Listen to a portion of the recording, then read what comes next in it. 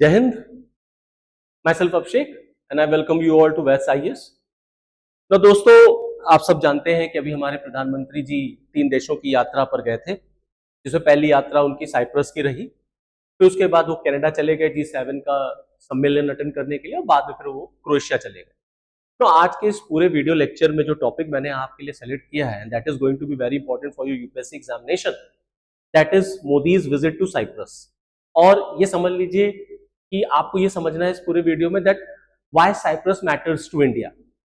तो कुल मिलाकर के हम यही सब समझने की कोशिश करेंगे बहुत सिंपल से लैंग्वेज में, और आप बहुत आसानी से समझ जाएंगे। और ये टर्की वाला जो एंगल निकल के आ रहा है, तुर्की वाला जो अलग अलग प्लेटफॉर्म्स पर, सोशल मीडिया पर, न्यूज चैनल्स में दिखा रहे हैं कि हमने तुर्की को मैसेज देने के लिए काम किया और हमने तुर्की को जवाब दे दिया, ये सब क्या चल रहा है। तो चलिए फिर शुरुआत करते हैं। तो जैसा कि आप सब देख सकते हैं, मैंने भी जो है 2 फोटोज सेलेक्ट किए, आप सब अपने स्क्रीन पर देख सकते हैं। एक तरफ पीएम साहब हमारे जो है वो साइप्रस लैंड कर रहे हैं, और वहां पर साइप्रस के प्रेसिडेंट साहब ने उनका जबरदस्त स्वागत किया। दूसरी तरफ हमने तुर्की का भी एंगल जो है वो उठाया, और उसको भी मैंने यहाँ पर लगाया आपको समझाने के लिए। अभी उस पर भी हम चर्चा करेंगे।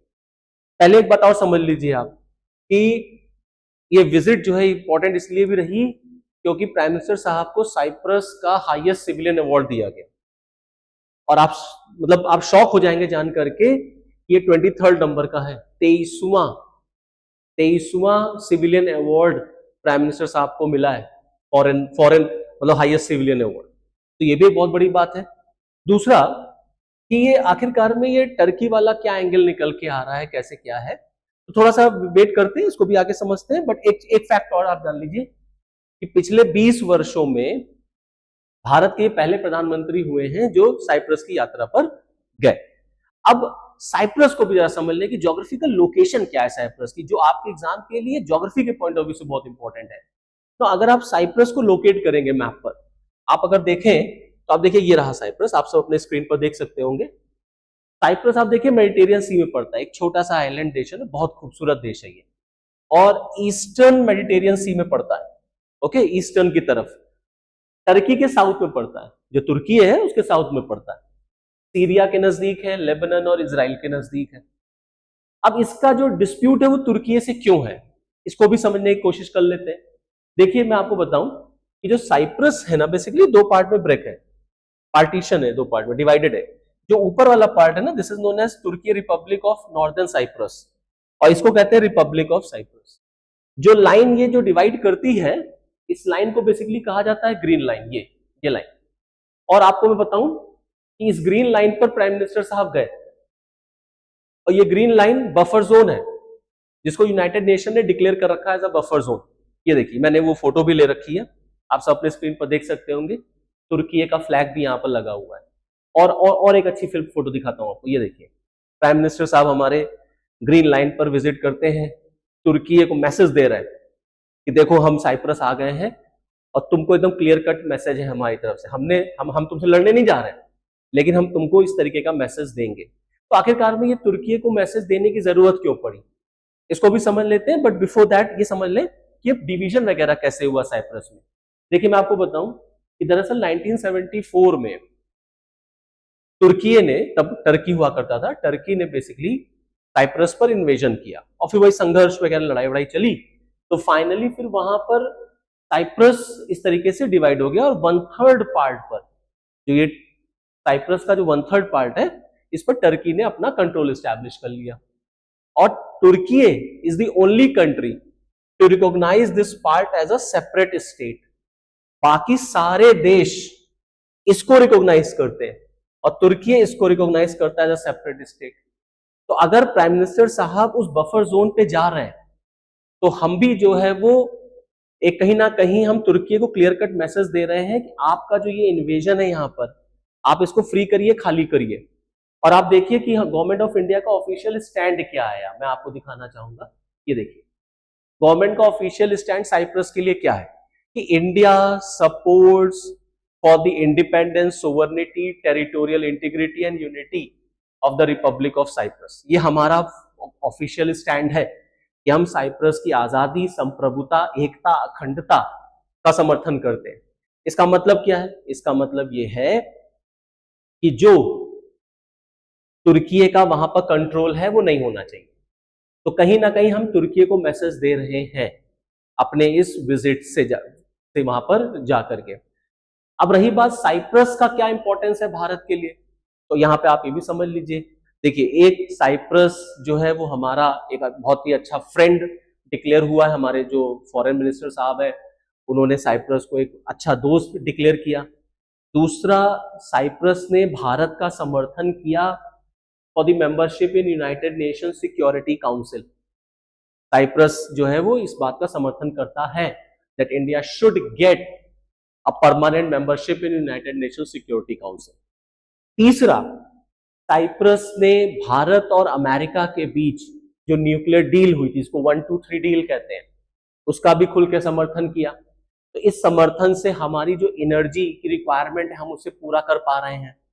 तो कहीं ना कहीं साइप्रस जो है वो भारत के लिए बड़ा इंपॉर्टेंट रोल प्ले करता है। उसकी स्ट्रैटेजिकल लोकेशन को देख लीजिए। साइप्रस की स्ट्रैटेजिकल लोकेशन जो है वो हमारे ये जो कॉरिडोर है that is India middle east economic corridor, जो आपने G20 का जो सम्मेलन हुआ था 2023 में भारत में, तब ये आइडिया दिया गया था। आप देखिए, साइप्रस जो है वो इस कॉरिडोर का मेंबर बनना चाहता है, इंटरेस्ट शो कर रहा है। उसकी स्ट्रैटेजिकल लोकेशन बड़ा इंपॉर्टेंट पोजीशन होल्ड करती है इस कॉरिडोर को फुलफिल करने में। तो कहीं ना कहीं इकोनॉमिकली भी वो हमारे लिए बहुत फ्रूटफुल हो सकता है। तो कुल मिलाकर के साइप्रस भारत के लिए बड़ा ही महत्वपूर्ण देश और बहुत ही महत्वपूर्ण पार्टनर बनकर के उभरा है इधर।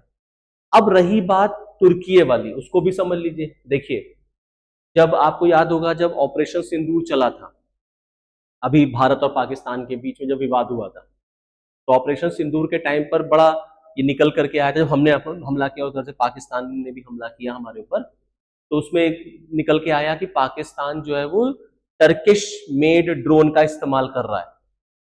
तो तुर्की ने जो है वो पाकिस्तान को ड्रोन वगैरह सप्लाई किया और खुल के समर्थन किया पाकिस्तान का। ऑपरेशन सिंदूर के अगेंस्ट तुर्की गया, वो आतंकवाद पे कुछ नहीं कहता, भारत के सपोर्ट में कभी नहीं बोलता। जम्मू कश्मीर के मैटर पे वो पाकिस्तान का सपोर्ट करता है। आर्टिकल 370 पर भी उसने पाकिस्तान का सपोर्ट किया। तो कुल मिलाकर के उसने हमेशा एंटी इंडिया स्टैंड लिया। इसीलिए ऑपरेशन सिंदूर के टाइम पर आपने देखा होगा कि बड़ा भारत में विरोध लोगों ने दर्ज किया, बाइकॉट तुर्की चला था कि टर्की का जो भी यहाँ पर सामान है, सेब वेब जो आता है उसको बाइकआउट करो, घूमने मत जाओ टर्की। देखा होगा आप सबने, उस समय काफी ये कैंपेनिंग चल रही थी। तो मोदी जी ने भी कहा, लो बेटा भी बताते हैं, तुम जो है पाकिस्तान का समर्थन करते हो, अब हम तुम्हारी दुखती हुई नस पर चोट कर देंगे। और दुखती हुई नस क्या है? साइप्रस। तो मोदी जी ने क्या किया? कुछ कहा भी नहीं, कुछ किया भी नहीं, और बहुत कुछ कह दिया, बहुत कुछ कर दिया। तो मोदी जी धीरे से निकल लिए साइप्रस, कहे अब आओ, तुम पाकिस्तान के लिए जाओगे तो हम साइप्रस आ रहे हैं। और साइप्रस जा करके हमने साइप्रस का समर्थन कर दिया, सपोर्ट कर दिया। और हमने कहा लो, अब तो एक तीर से हमने दो निशाने लगा दिए। तो जो साइप्रस हमारे लिए इंपॉर्टेंस होल्ड करता है उसको भी हमने हाईलाइट कर दिया, साइप्रस को अपना दोस्त भी कह दिया, और हमने साइप्रस जा करके, बफर जोन जा करके, ग्रीन लाइन जा करके हमने तुर्की को भी मैसेज दे दिया कि हम तुम्हारा जो इन्वेजन है यहाँ पर उसके अगेंस्ट है, और हम साइप्रस के फुल इंडिपेंडेंस और फुल सोवरेनिटी का समर्थन करते हैं। तो इसी एंगल की जो बात है वो न्यूज चैनल वगैरह वाले कर रहे हैं। यही टर्की को मैसेज देने की कोशिश भारत की तरफ से की गई, जिसमें हम बहुत कामयाब भी हुए, बहुत सक्सेसफुल भी हुए।